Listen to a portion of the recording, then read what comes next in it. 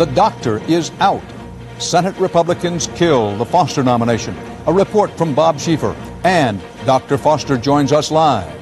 The government tries to clean criminals out of the garbage collection business. Anthony Mason has that story. And Eye on America, the heroes of Okinawa. Wyatt Andrews' story of sunrises never seen. This is the CBS Evening News with Dan Rather. Good evening.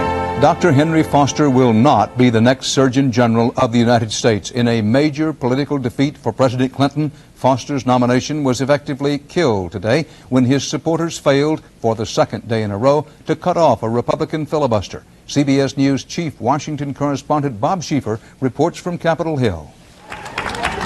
Foster came to the Capitol looking like anything but a man about to lose a big job, but this one never had a chance. Democrats called it raw politics and accused Republican presidential candidates Dole and Graham of attacking Foster only to curry favor with anti-abortion groups. Now, how many political primaries are we going to have on the floor of the United States Senate? The election's 18 months away. What was yesterday? Super Wednesday? What's today? Super Thursday? Abortion foes pulled out all the stops, even bringing a model fetus to the Senate floor. For Dole, it was a payback for all those times Democrats stuck it to Republican nominees. I've been here a while and I keep track of these things.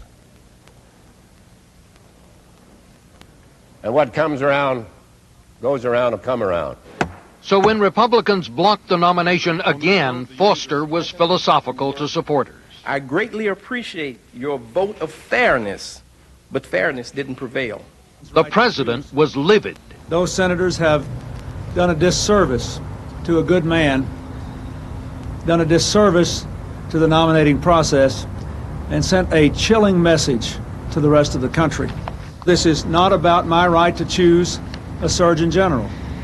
This is about the right of every woman to choose. So whether or not the Republicans were trying to play politics, it seems pretty clear now the president believes he's found an issue to campaign on. Bob Schieffer, CBS News at the Capitol. In the end, the Foster nomination was the victim of a fatal combination of presidential politics, the abortion issue, and questions about the nominee's own credibility. Joining us now from Washington is Dr. Henry Foster. Doctor, thanks for being with us. What about credibility?